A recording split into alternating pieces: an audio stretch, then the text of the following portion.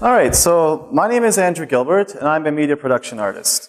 My father and sister are both artists and musicians and singer-songwriters as well.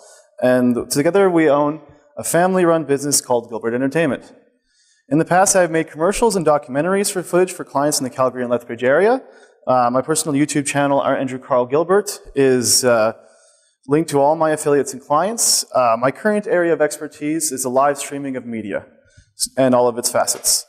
Ultimately, my field is leading me to find new projects such as events and community-created content that I'm able to live stream. So, I'm interested in developing a live broadcast Lethbridge community internet television show, as I believe there is a great need for this in the Lethbridge community. The content of this channel would be PG in basic motion picture language. So most of the content would be fairly mild, but however, there could be artistic content that come up, and there would be disclaimers as well as viewer advisories in order to view the show, as long as it is artistic in content. The show will be live and feature previously recorded content as well as non-live content. Ultimately, new media is the real-time generation of unregulated content that has dual aspects of creative participation, interactive user feedback, as well as what you create is you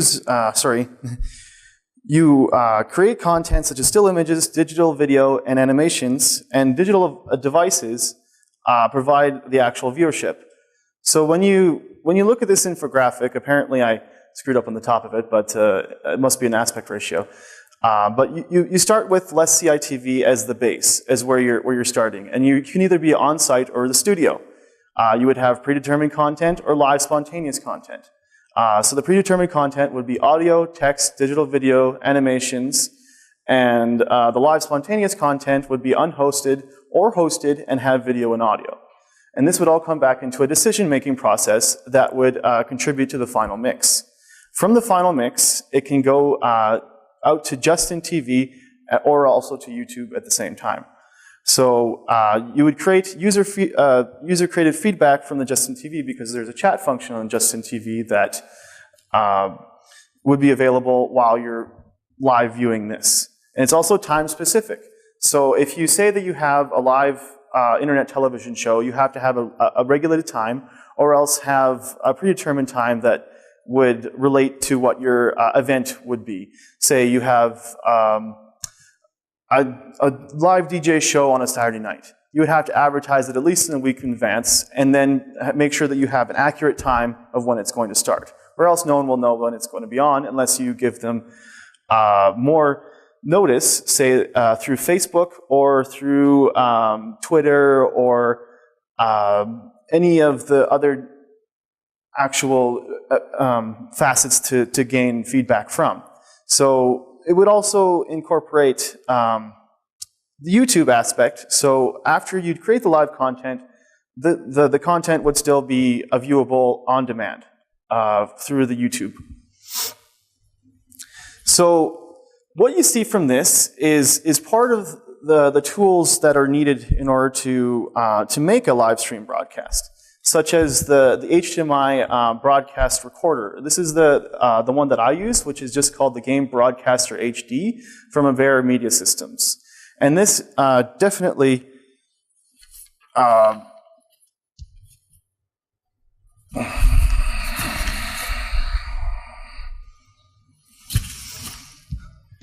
contributes to the area of live streaming. In the past, I have worked for other companies that have incorporated live streaming, such as PSAV, but they're mostly to do with events and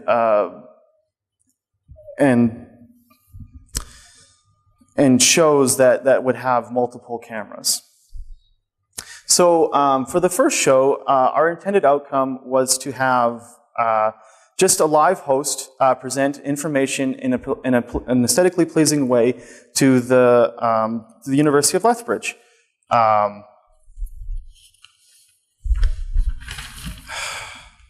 Sorry, I'm just going to go back to this.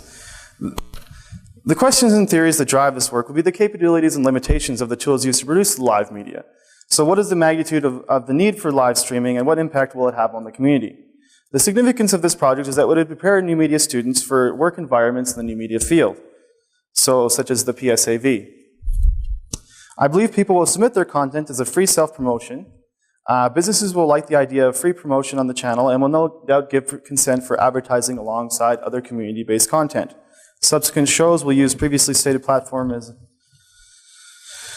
So this project will challenge me to evolve in the knowledge of what it takes to have a successful and aesthetically pleasing live broadcast. So the proper use of green screen technology, as shown in this over here, which is a previously made gaming show that I had used green screen for before. But in this project, I am just using a single camera environment mixed with pre-recorded media and using a green screen located at my personal studio in Lethbridge. Relocation of my equipment will occur in subsequent shows, and the content that we would want to have would need to be live, would be artists or performers at a venue, usually with a host. I have a mobile camera setup, and it incorporates a wireless lavalier microphone. So when you want to have someone up front hosting, you will still be able to hear them in large crowds. The breakdown of this project from conception to completion would start with a research stage. The initial research stage will feature equipment setup and develop basic knowledge of equipment placing, camera placement, lighting, and you would have to draft sketches and have different lighting diagrams and setups in order to make sure that you would have a pleasant and aesthetically pleasing environment. So for this, my intended audience is the community of Lethbridge and its residents, but will have a mature adult disposition. The local presence of media in all its forms is crucial for the development of an evolving media that following the desires to know valuable information and have the ability to give feedback. I want my audience to receive information and artistic material in the most pleasant way possible. So usually with a host that would be on screen and would just relay the events, or even have an introduction with animations and still frame logos that would go along with the entire presentation. So,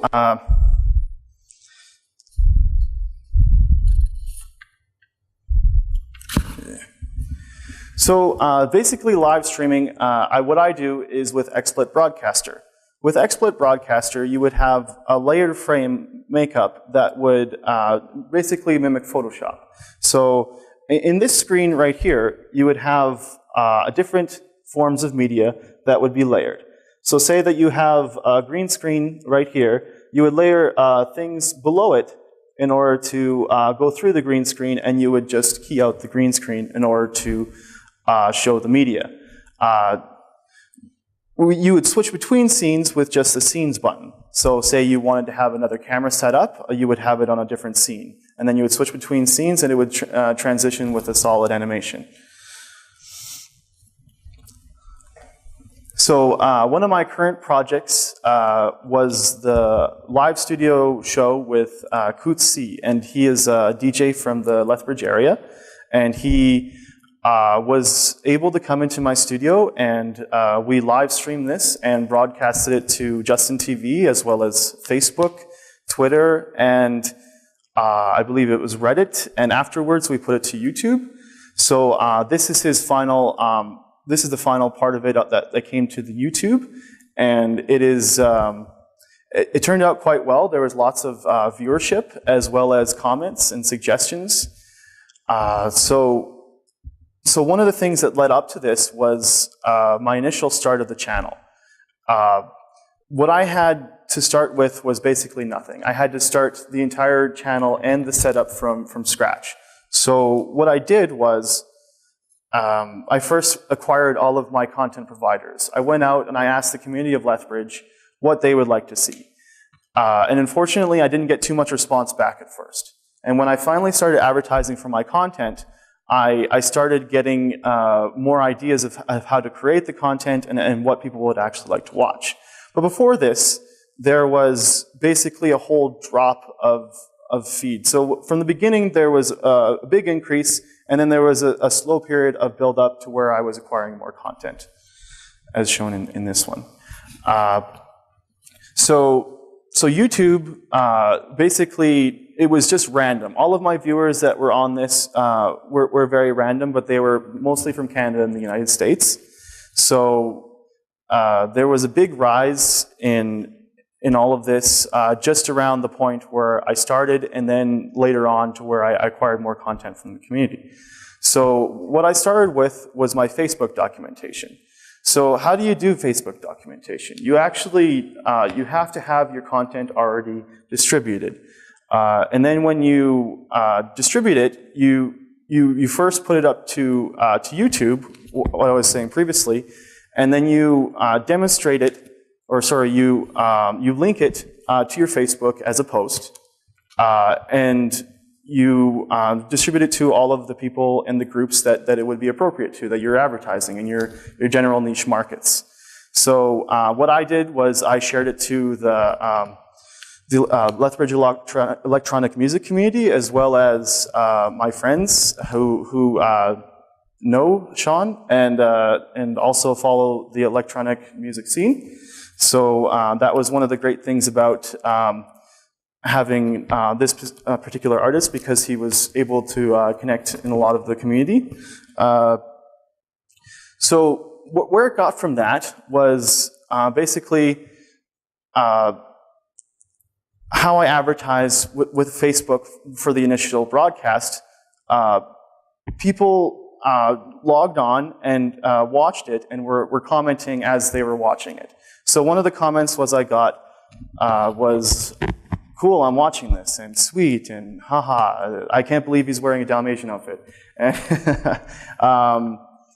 It was really interesting to watch the live responses from the video as it was going on, and this also contributes to how people view the media as well. So after this is the documentation on Twitter. So everything is connected and is basically transferred over to Twitter after it's on YouTube and Facebook. So after that, I tweet about it, and then it will show the video and tell the people exactly what who are following me, which I only have 5 followers, which is probably just the 3 people that I know best. And but that's basically the process of actually documenting the process and getting the advertising aspect of this out of the way. There's also a Reddit function, which I like to advertise from as well. It usually asks if you're a human, so you have to answer and give it an idea of who you are and what you're trying to put across. So the Reddit function, I believe I submitted this to just a drum and bass Reddit, and so this also brought a little bit of activity to the video. And in my context of field, as I was saying before, that I would like to have live hosts distribute the content and actually be able to give an accurate interview-style format to the television production of it. So I'd just like to show you a little bit of what I did this previous week at the Art of the Ages and one of the interviews that I got from there.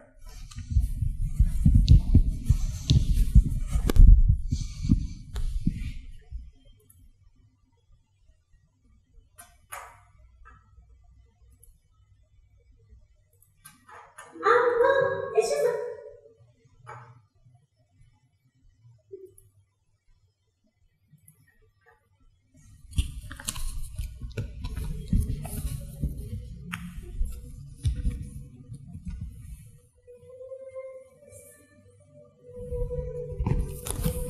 Hi, we're here with Jamie Girodat from Lovely Artwork. Can you tell us what got you into art? I think this might actually be killing the machine here for a sec.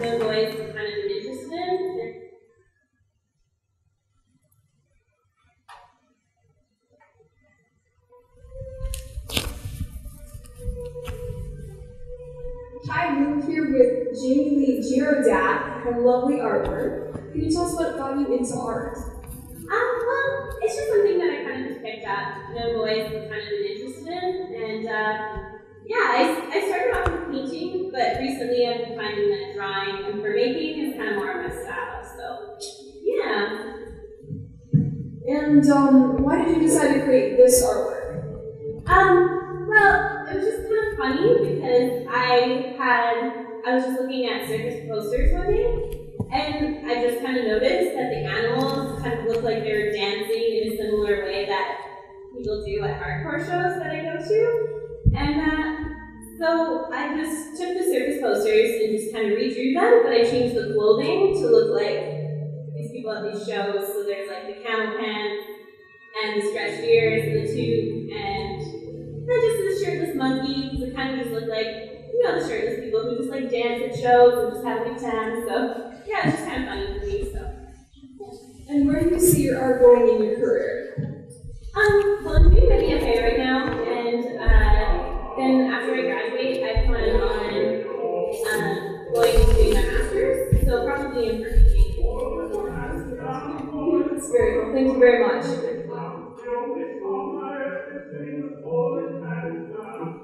So as you can see, this is a general interview style that is a mimic of any interview style that you see on television. It just basically has two people, and one person is the interviewer, and one person is the interviewee, and they basically just have a general conversation that is about what the topic is or what they're trying to portray. This is definitely one of the primary examples of what I wanted to accomplish with this live streaming television broadcast show. Yes. So my timeline was initially 2 weeks to set up. I was a little bit behind, but I was able to catch up in a lot of aspects. I now have 6 live broadcasts. I was supposed to go bi-weekly, but I was a little bit more sporadic than that because the events and the topics that I was covering changed rapidly and on location pretty much every time that I got there. So there was a lot of interesting ways in order to compete with that. So with my main idea of exploration, the use of internet broadcast technology at the university and the inclusion of all forms of screen media, we can anticipate there will be likely a greater impact on the media development community. We'd see more research contributions from people wishing to understand the technology of live streaming and broadcasting, and it is likely that this endeavor into the field of broadcast media will change the perception of the capabilities the University of Lethbridge has to offer for these media productions. So one of the live internet broadcast channels that I sort of based mine off of was the University of Calgary's NUTV. And the NUTV is basically a general broadcast station from the University of Calgary. And they do a very interesting broadcast, and they also have technical difficulties as well. I mean, who all of us have never had technical difficulties with technology? Raise your hands. Never had? Okay.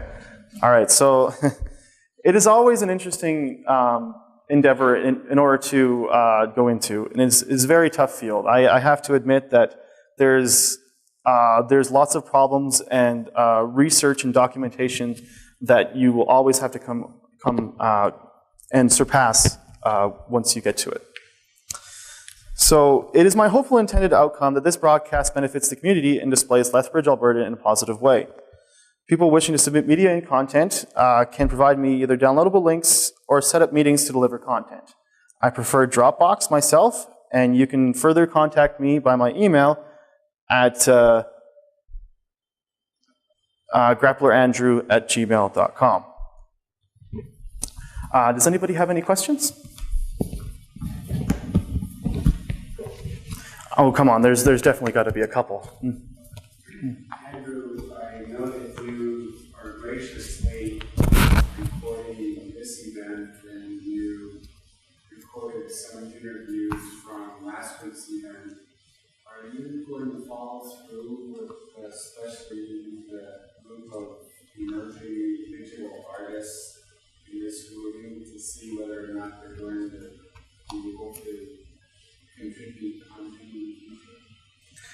Sure. Ryan, can you do me a favor and just go turn off my presentations over there every time that stupid video comes up? Thank you very much. Appreciate that. I'm going to continue on with this. This is one of my primary goals, is to continue this as a continuing project. I won't stop until I have my foot in the door as a media production artist for live stream broadcasting. I want to be a broadcaster as my full main job, and definitely it's going that way because everything, even in the cable television world, is going digital. So what you'll see later in the future will actually be digital productions in this entirety. So everything that you see on TV right now could be live streaming on the internet without the use of even a television. My follow-up to that is, while you're soliciting content, what plans do you have to fund this?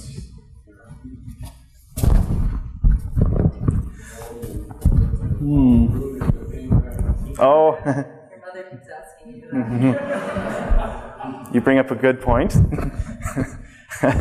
Probably I will do my best in the future to acquire people that will be willing to fund me. So other businesses and corporations and people that want to have advertising and media done on my channel, or even I can use a pseudonym and go under any sort of functionality under their channel, as well as being I want to be a very versatile producer and artist, so working with people is my goal. So anybody who needs help or wants to contribute or even wants to just have an idea heard, I am more than open to going through with those.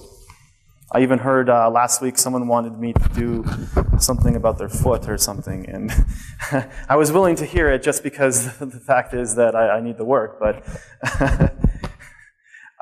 definitely willing to continue on with this project. It is one of my goals in life to become a live broadcasting producer. More questions? Yes? Yeah, thanks. Ideally, like how big would you want this to end up? Like, would you want to work with one other person, 10 other people, 100? Fox News Corporation. So just I'm going to start with a newspaper from Australia, and then I'll become a multinational corporation. Of course. Yeah, I want to go as big as possible. For sure.